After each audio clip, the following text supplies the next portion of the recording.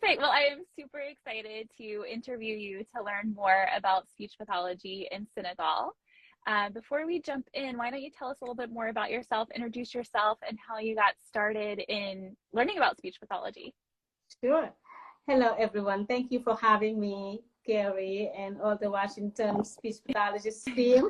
Again, I am Amy Niang, and I am a mother of a cerebral palsy who's 21 years old now, almost 22.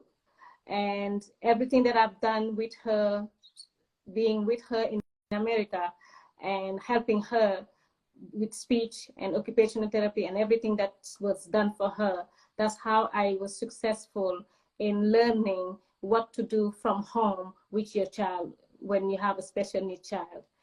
And on that note, it gave me the courage and the curiosity of learning, because then I had to go back home in Senegal and face the people to let them know that our children are part of society.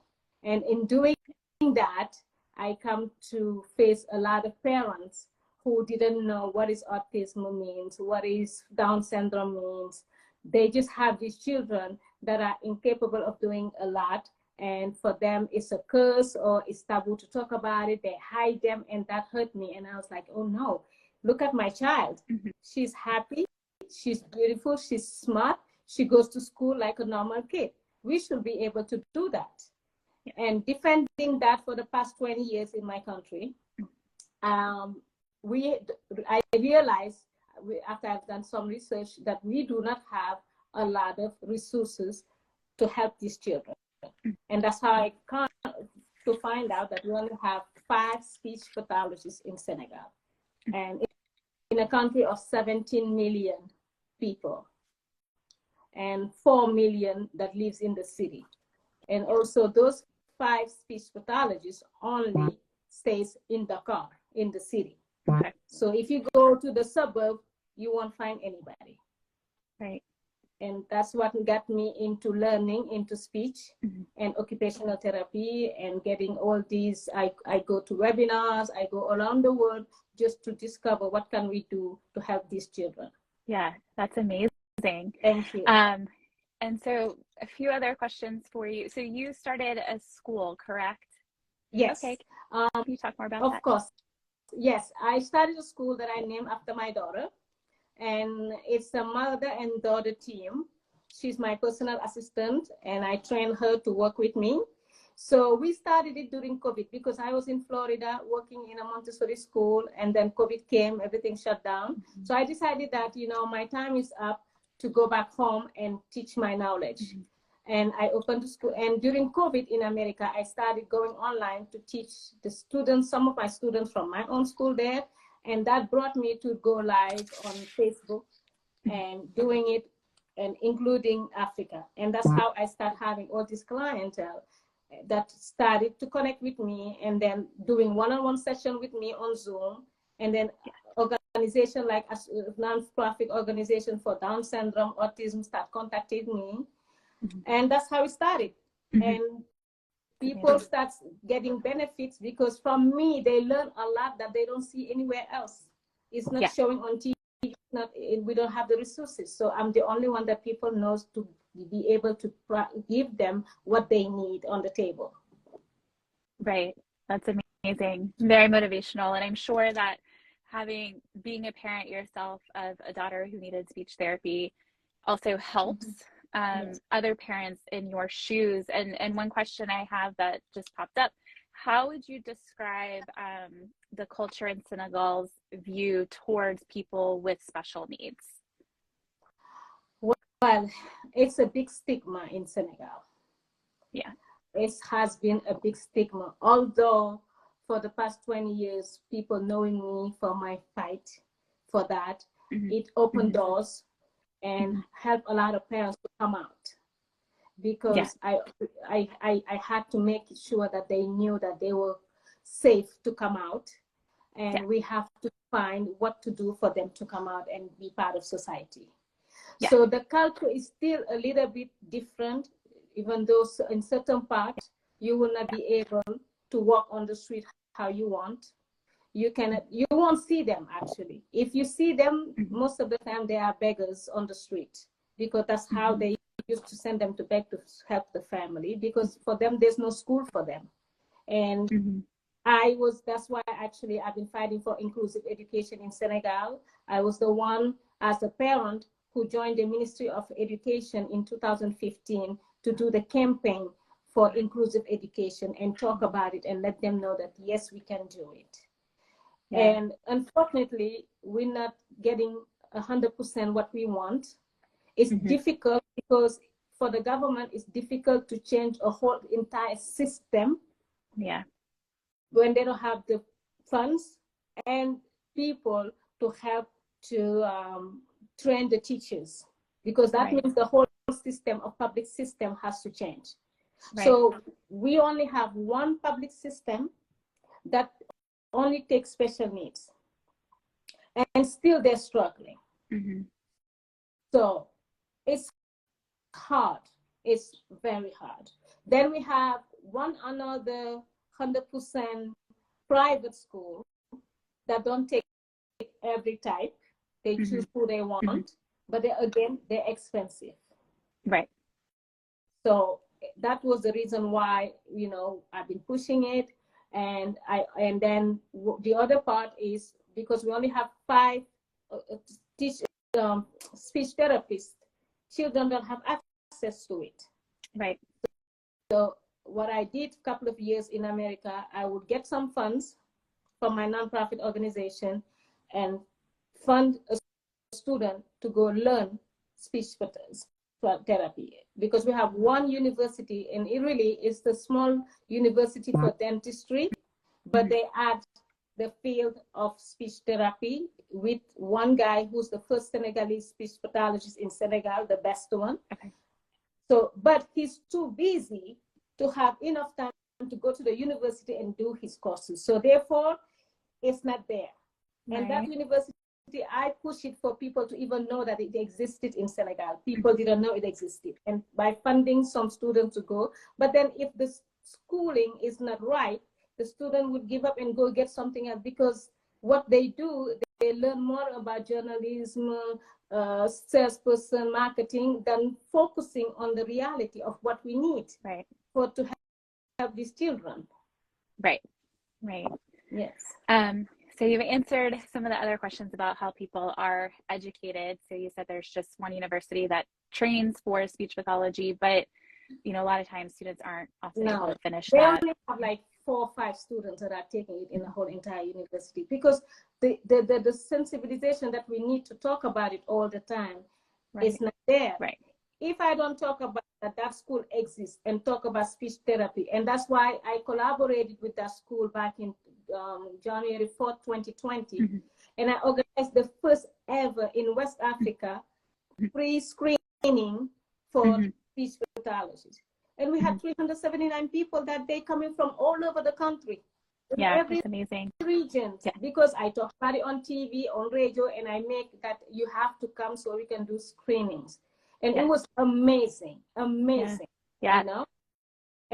it was on January, and then COVID hit Senegal in March, because our plan was to do it every 6 months so we can reach the whole entire country. But unfortunately, we couldn't do it. So that's why I said I have to go to the next level, because only that was not enough. So to me, my aim is to be able to have volunteers that are already doing it globally, to come to Senegal and to see how we can implement it in every public school. Because why? Right now, some of the children are going to school. Some, not even 30%. But even if they go to school, we don't have speech pathologists in school. So you have parents that give up, because after trying to, because also it's expensive. You have to pay the school, you have to pay the transportation, you have to feed them, you have to pay therapy. They can afford it. So what I want is to, just like America, what happened with my daughter. You get free speech, free occupational therapy in public school system.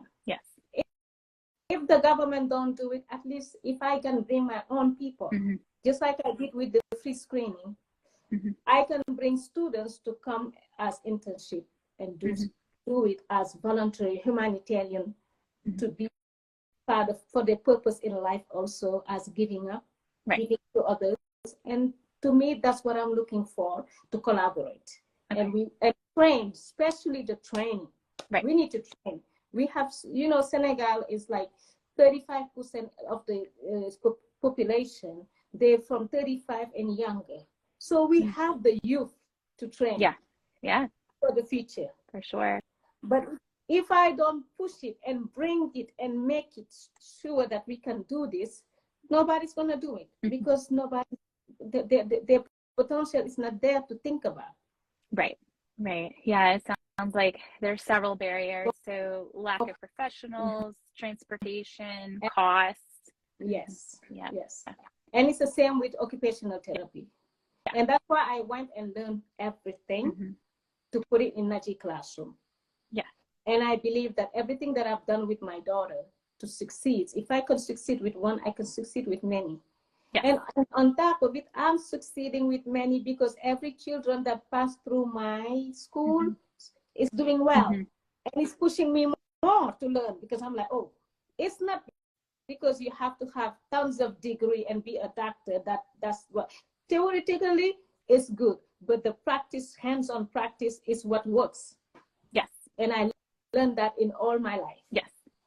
So that's my whole experience with my daughter. Because she was born at 1 pound 4 ounces. They say she will never live. Forget it. But I have faith. And I say, no, if he brought her here, I can help her. I can. And that's what I hear today. She's my successful goal. I achieved my goal already. That's amazing. And look how far you've come in a short amount of time. And so if there can be more volunteers or more boots on the ground, as they say, you know, just a few years from now, it's going to be exponentially different. I know it. I feel it in my heart. I feel it in my heart. Just waking up in the morning and a parent send me a message and say, listen to your baby. He was not talking 2 months ago. Now he's talking. And funny enough, they speak in English because I speak to them in English. So their first words are in English. So I say, great. Yes. And so that is my question. So if people were to volunteer, could it be in English, or is there another language that it would need to be in? Well, it would be in French. For sure, because they have to go to school in French. So we will have volunteers to come to speak French. And, you know, because the training would be in French. That way I can put them into schools. So it will be definitely in French. And what are other ways that people can get involved? So is there anything that they could do remote, or maybe through video, or in person? For now, what are you thinking of? I'm preparing with my platform to do it remote. Even though a lot of parents will not do it because they're not accustomed to doing remote. Parents are too busy. They don't have the time to do remote. So what I do with my platform, I have sessions where they can go and look at it as videos for unlimited session to come and see it, because every child learns differently. So that way they can do it. But I would like to collaborate in a way that students that are learning in America to become speech pathologists to take a month, 2 months, depending, or 3 months for their hands-on practice, to do it as retreats and as group. So for my goal, or what I feel like I want to be able to do, is to bring them every 3 months, because of the school year, to come and practice in Senegal. And when I come in practice by groups, we send them into schools and they can do the screening, the evaluation. That way, each school we will know who are the students that need the services, what can we do from here. And as they are there, we are training students who are willing to become speech pathologists in Senegal. So what we do, they will learn the training on hands, and then we do online with you guys, with them. Okay. That's how I'll see it. Okay. But gotcha. Yes. we can do that. I promise you, in Senegal, you don't know how many students cannot talk. They don't speak, and then parents don't know what to do. And for me to just look at them like that and leave them like that, I can't. And I also understand they cannot pay. It's a cost about $50 to have one session. I also want to be able to keep doing my screening for free screening. So when they come, we can organize also free screening. They come and we get volunteers, we get sponsors, that's like I did. And to make sure, and I'm doing my thing to make sure that the government, this time they do it with me. I need help. And it's been 20 years I'm doing it on my own, even though I'm gonna keep doing because my vision is further than their vision. And they told me this 10 years ago. Yeah. They told me, you are dreaming. I said, I'm not dreaming. I'm only talking for experience. Yeah. And I know we can do it. It's doable. There's nothing in this life that is not doable. But you can find good souls, good heart who are willing to help because they know that these youth, they need it. Yeah. And that's what I do. Yeah, exactly. If you can dream it, you can do it. And exactly. You certainly accomplished everything you set out to do. So great. So if people are interested, what is the best way to contact you?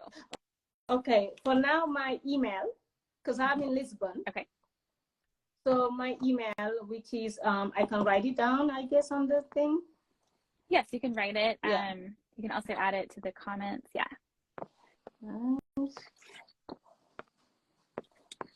Email.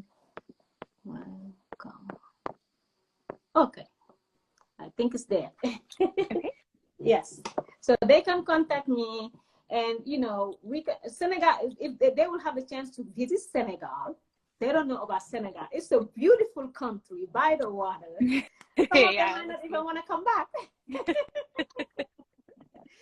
And we'll see what we can do to work together and in a collaboration and helping this. That's all I'm doing. I believe we are all missionary of God, and we are in this place, in this earth, to have a purpose. Right. And once you have a purpose, giving, helping others is the biggest accomplishment in life. And that's what I've been doing. That's who I am, and that's what I'm going to keep on doing. And that's why I'm always going to learn to see how to help. Yes. Yeah. Yes. We tell our graduate students all the time, say yes to everything, because it just leads to more things, right? Yeah. Yeah. Yeah. It will be fun. It will be fun because, everything is going remote now. Yeah. So they can travel and do what they have to do, but in a different environment with all these beautiful, innocent, and smile babies. Oh, you're going to love them. I miss them already. I'm sure. Yeah. So if people are interested in volunteering, I would just encourage them to reach out. I know you said they would need to speak French, but even if they speak English, they can come. Great. We have a lot of students that speaks English that we can translate the things. Great. Maybe even for the training, it might be complicated, but we can always translate documentation and do the training with them. Okay, perfect. Yeah. So English, French speakers, if you're interested in getting involved, please reach out in any capacity, right? So, yeah, I think just reaching out in the beginning and letting them know that they're interested, letting you know that they're interested is a great place to start, and then eventually working towards a trip. But I'm sure there's some things that can be done remotely as well. What if we can start remotely? It would be even excellent. Yes. Great. Yes. Great. All right. Anything else you want to share that I didn't ask? Let me see my list. I think we covered a lot. Maybe you can answer me, because I have a parent who asked, and I say I would ask that on the live. They wanted to know what's the difference between speech pathologist and speech therapy. Yep. And so that was one of the questions I didn't ask you. So in each country, a speech pathologist kind of has a different title. And so I didn't ask you what it's referred to in Senegal.